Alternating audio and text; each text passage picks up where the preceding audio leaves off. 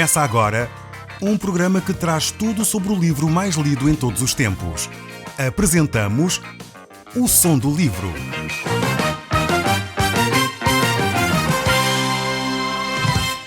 Seja muito bem-vindo. Neste podcast vai encontrar o livro mais conhecido e lido em todo o mundo. Vamos levá-lo numa viagem pela história da humanidade. Este é um audiolivro para si, para a sua família e sociedade em geral. Contextualização e comentários de Paulo Chaveiro. Eu quero agradecer a todos os ouvintes que têm ouvido este livro falar na sua vida e têm posto em prática os ensinos que dele saem. Este livro que nós estamos a falar é a Bíblia e nós estamos a estudar o Evangelho de São Mateus e encontramos-nos agora no capítulo 20, verso 24. As circunstâncias que rodeiam este capítulo aqui é a proximidade da morte de Jesus Cristo. Praticamente falta pouco mais de uma semana para que Jesus Cristo seja entregue e crucificado e morto pelos seus e pelos meus pecados. E Jesus está bem consciente dessa situação. E diante disso ele aproxima-se de facto de Jerusalém, vai caminhando cada vez mais para Jerusalém, pois ele sabe o que está próximo para acontecer. Entretanto, os filhos de Zebedeu procuram de alguma forma tirar partido, pensando que Jesus ia estabelecer o seu reino, ainda que Jesus claramente diz que vai a Jerusalém para morrer e ressuscitar, vai para ser entregue nas mãos dos gentios, dos romanos, para ser morto. Mesmo assim, os discípulos não estão a entender o que Jesus está a dizer. Eles pensam que Jesus vai estabelecer o seu reino, vai se tornar rei, e então querem de alguma forma tirar partido disso, procurando, qual o melhor, qual o que ficaria em maior posição no reino dos céus. E a própria mãe de João e Tiago vai falar com Jesus para pedir a Jesus que ele concedesse que os seus filhos tivessem uma boa posição no reino dos céus. Só que essa atitude, de facto, não era Jesus que deveria decidir isso, mas o seu próprio pai é que tinha a responsabilidade de decidir quem ficaria à sua direita e quem ficaria à sua esquerda. A recompensa, de facto, está-nos preparada, mas é o próprio pai quem decide quem fica à direita e quem fica à esquerda. E o apóstolo Paulo fala disso em Filipenses, capítulo 3, verso 13 e 14. Ele diz: esquecendo das coisas que para trás ficam, avançando para as que diante de mim estão, prossigo para o alvo, pelo prémio da soberana vocação de Deus em Cristo Jesus. Temos que claramente enfatizar que há uma diferença entre receber o galardão, a recompensa e a salvação. Salvação, Jesus Cristo dá de graça por meio da fé, pela sua morte e ressurreição. De facto, a recompensa Deus nos concede pela nossa fidelidade e nosso zelo no trabalho que temos para com Ele, e Ele fará certamente muito além do que é justo. Isso foi a história que nós acabámos de contar no último programa.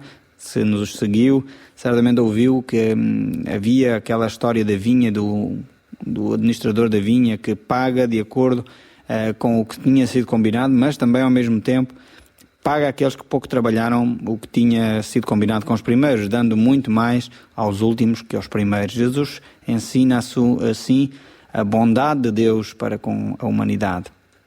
E agora encontramos-nos aqui no verso 24 e Jesus começa a falar com os seus discípulos. Jesus então chama os seus discípulos e fala com eles. Diz assim: ora, ouvindo isso os 10 e indignaram-se contra os 2 irmãos. Então Jesus, chamando-os, disse. Portanto, tem aquele contexto que eu já expliquei há pouco, em que os filhos de Zebedeu, João e Tiago, queriam ter uma posição de destaque e os outros 10 discípulos ficaram irritadíssimos com isso.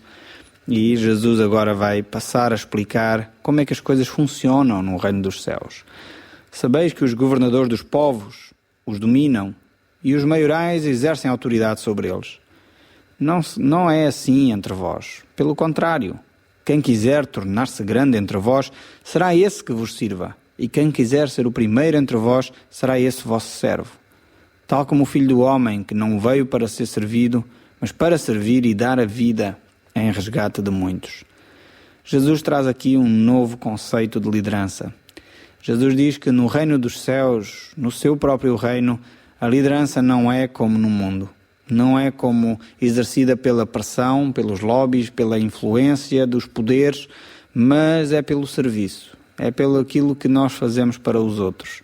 É pelo amor aos outros que os outros reconhecem a nossa autoridade e a nossa liderança. E o próprio Jesus diz que o maior exemplo disso é Ele próprio. Pois Ele não veio para ser servido, porque Ele de facto merecia, que Ele era o próprio Deus, mas para servir e dar a vida em lugar e em resgate para comprar a muitos. Esta é a atitude de Jesus e é a atitude que Ele pede de cada um dos seus filhos, daqueles que são seus discípulos. Nós, como filhos de Deus e os responsáveis pelas igrejas, os ministros do culto, os pastores, os líderes, devem ter esta atitude, não de subjugar as pessoas, não de se impor às pessoas, mas de servir aqueles que estão à nossa responsabilidade. Como servos de Deus, como filhos de Deus, devemos servir aqueles que estão ao nosso redor. E é esta atitude que Jesus pede dos seus discípulos. Ele mostra claramente que o Filho de Deus, os filhos de Deus, no seu reino, não devemos impor a nossa autoridade como fazem aqueles que não conhecem Jesus. E isso ele reafirma de novo no verso 28, tal como o Filho do Homem não veio para ser servido, mas para servir e dar a sua vida em resgate de muitos. Este é um princípio fundamental para a vida e para o cotidiano cristão.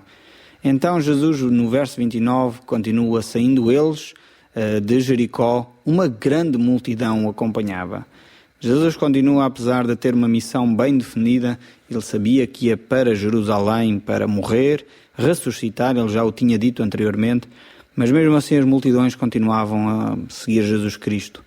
Cristo continua preocupado com aqueles que o seguem, Cristo continua procurando falar ao coração do homem, e Jesus, apesar de sempre fiel à sua missão, ele não esquece a multidão. A sua missão é cumprida quando ele está na cruz e diz: tudo está consumado.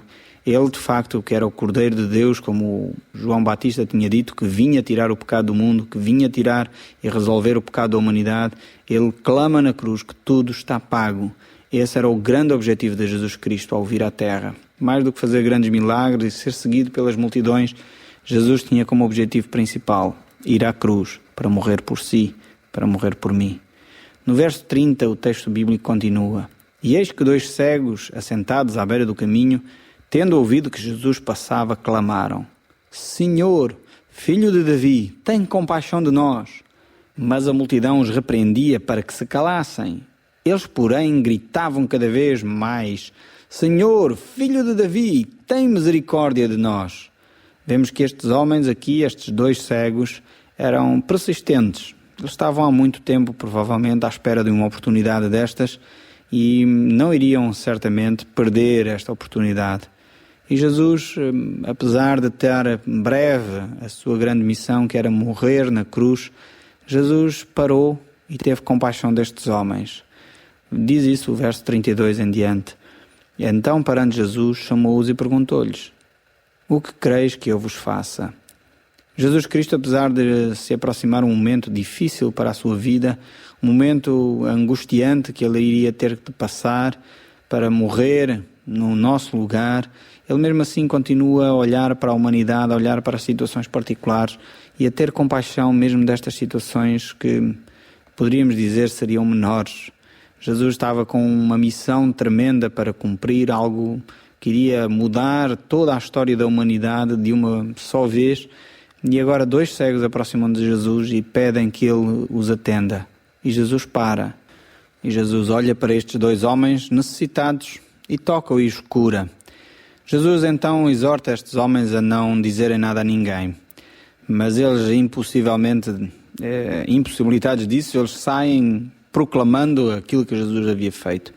E isto é algo bastante significativo. Quando Jesus toca na vida de alguém, de uma forma a transformar a vida, a pessoa não pode calar. Não nos podemos calar daquilo que Jesus está a fazer na nossa vida. E por isso Jesus está a fazer alguma coisa na sua vida através da sua palavra, mudando a sua vida. Não deixe isso ficar silenciado. Fale aos outros aquilo que Jesus lhe está a fazer. Talvez escrevendo para nós. Gostaríamos muito de saber aquilo que Jesus está a fazer na sua vida. E dessa forma ficaremos entusiasmados e encorajados ao saber o poder que Deus ainda tem e continua a transformar vidas, assim como fez com estes 2 cegos. Jesus está-se a dirigir para Jerusalém. Ele irá purificar o templo, condenar a figueira, ele vai desafiar os chefes da autoridade do templo, os sacerdotes e os anciãos. Cristo está num momento que basicamente é o fim do seu ministério. Falta poucos dias para que ele vá à cruz e ressuscite. E ele encontra-se então a caminho de Jerusalém, e aproximando-se de Jerusalém, chegaram a Betfagé, ao Monte das Oliveiras. E enviou Jesus 2 discípulos dizendo: "Ide à aldeia que aí está diante de vós, e logo achareis presa uma jumenta, e com ela um jumentinho. Desprendei-a e trazei-a. E se alguém vos disser alguma coisa, respondei-lhe que o Senhor precisa dela, e logo o enviarás." Vemos aqui o cumprimento perfeito da profecia do profeta que tinha dito que Jesus iria entrar montado numa jumentinha, cria de animal, diz o texto. Ora, isso aconteceu para que se cumprisse o que fora dito por intermédio do profeta. Dizia ao filho de Sião: "Eis aí vem o teu rei humilde, montado em jumenta, numa jumentinha cria de animal de carga." Isto é o que dizia Zacarias capítulo 9. Jesus tinha cumprido tudo até aquele momento e iria continuar a cumprir todas as profecias que tinham sido dadas a seu respeito. Zacarias diz: "Alegra-te muito, ó filha de Sião, exulta, ó filha de Jerusalém. Eis aí vem o teu rei, justo e salvador, montado em jumento, numa jumentinha cria de jumenta." O profeta Zacarias havia recebido da parte de Deus esta revelação de como Jesus iria entrar na cidade de Jerusalém. Ele seria montado num jumento, iria com uma atitude humilde diante da própria cidade.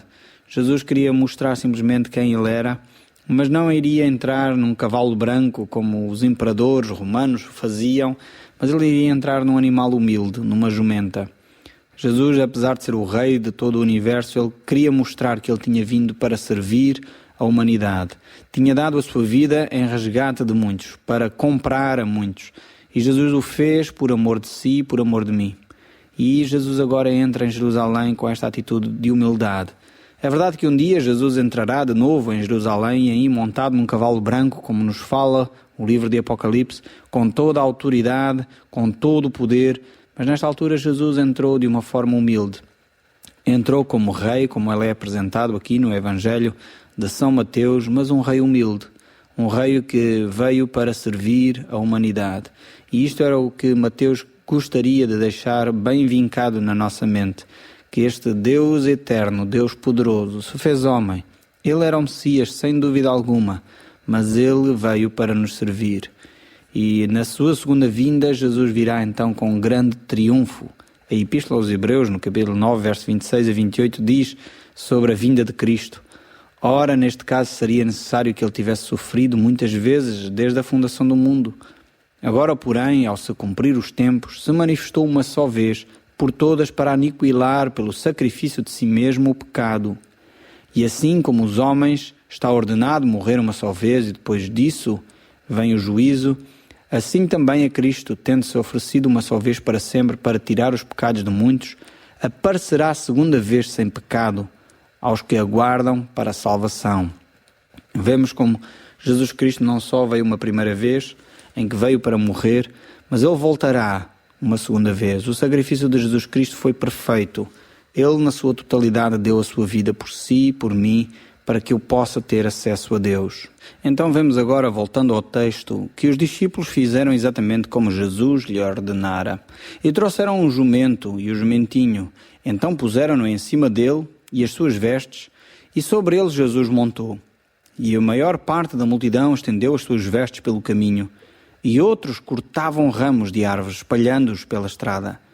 E as multidões, tanto as que precediam como as que seguiam, clamavam: "Hosana ao filho de Davi! Bendito o que vem em nome do Senhor! Hosana nas maiores alturas!" E estando ele em Jerusalém, toda a cidade se alvoroçou, e perguntavam: "Quem é este?" E as multidões clamavam: "Este é o profeta Jesus, de Nazaré da Galileia." Muitos continuavam, apesar desta festa que estavam a fazer de recepção a Jesus Cristo, a não entender muito bem quem Jesus era. Continuavam a considerar Jesus como um profeta, não como o verdadeiro Filho de Deus, o verdadeiro Deus feito homem. Eles olhavam para Jesus, queriam que ele fosse de facto o rei que viria libertá-los do Império Romano, do jugo romano, da escravidão, mas eles não percebiam que Jesus Cristo vinha com uma missão bem mais profunda, uma missão bem mais séria do que simplesmente libertar do Império Romano. Jesus vinha para libertá-los da escravidão do pecado. E isso o povo de Israel não estava a perceber. Esta é uma cerimónia, uma festa que ainda hoje muitas igrejas celebram, chamado Domingo de Ramos, mas mais do que isso eu creio que muitas vezes nós cristãos celebramos esta festa da mesma forma que estes judeus celebraram, sem perceber muito bem quem é Jesus. Talvez se você costuma estar envolvido nessas festas de Domingo dos Ramos, talvez é uma boa altura de refletir quem Jesus é para si. Ele é simplesmente um profeta de Nazaré, da Galileia, ou Jesus Cristo é de facto o Filho de Deus feito homem, é aquele que deu a sua vida para o salvar, é aquele que quer ter uma relação íntima e pessoal consigo. Jesus Cristo quer ter essa relação consigo. Jesus Cristo é o próprio Deus e Ele veio a este mundo para que você que me está a ouvir possa ter intimidade com Ele, através da sua fé, envolvendo-se e recebendo a graça de Deus, que é porque pela graça, diz o texto bíblico, somos salvos. É mediante a fé, isto não vem de nós, é um dom, é um presente de Deus.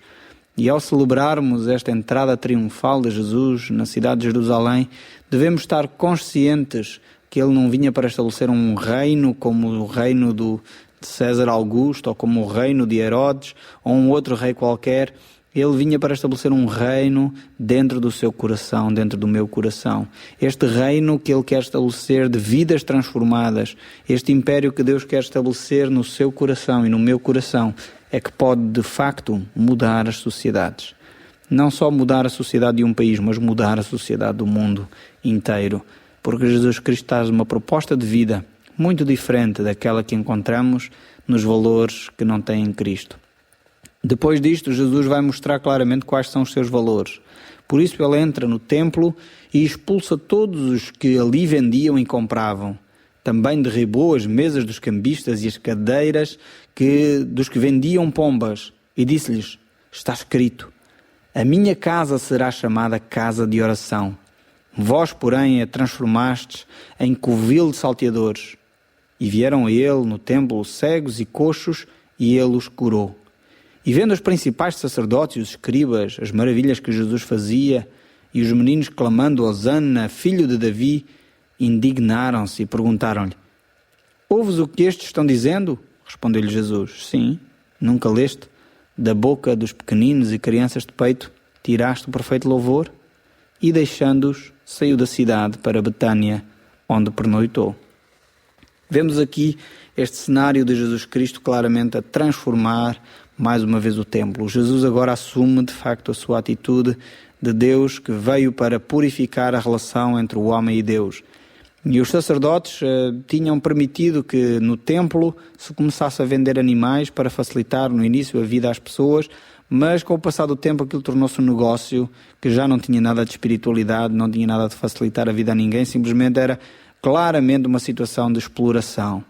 E era colocado naquele pátio chamado Pátio dos Gentios. O templo era dividido de várias maneiras. Quem tiver na Bíblia, talvez nas últimas páginas, encontra mapas explicando exatamente e mostrando como era o templo.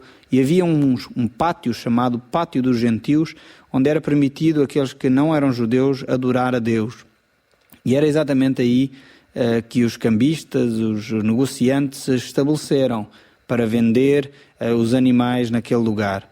E de alguma forma eles estavam a privar que outros povos tivessem a oportunidade de conhecer Deus através desta atitude que eles estavam a tomar, colocando ali negócios em vez de permitir que os gentios tivessem a oportunidade e acesso à pessoa de Deus. E isso revoltou a pessoa de Jesus Cristo, de tal forma que ele escorraçou literalmente do templo aqueles que estavam a fazer da religião um negócio. E eu acho que Jesus Cristo hoje, se entrasse em muitos templos no nosso país, iria ter a mesma atitude. Provavelmente há muitas pessoas hoje em dia que querem tornar da religião um negócio, querem se aproveitar das pessoas, retirando delas e sugando das pessoas o máximo de dinheiro que podem. Isso revolta o coração de Deus. E Cada pessoa que está comprometida com a palavra de Deus seriamente percebe que a vida eterna, a vida com Deus, a relação com o Pai é algo que passa por um coração sincero e íntegro. Não por artimanhas, negociatas e coisas desse género. Isso revolta o coração de Deus. E estes homens aparentemente religiosos, que claramente profanavam o templo com esta atitude, ainda vêm com perguntas para Jesus, dizendo: não estás a ouvir as criancinhas a chamarem Hosana, o filho de Davi? E ainda estavam indignados com esta situação, e Jesus responde de uma forma sábia, como sempre, de uma forma direta, e diz: da boca dos pequeninos e crianças de peito tiraste o perfeito louvor.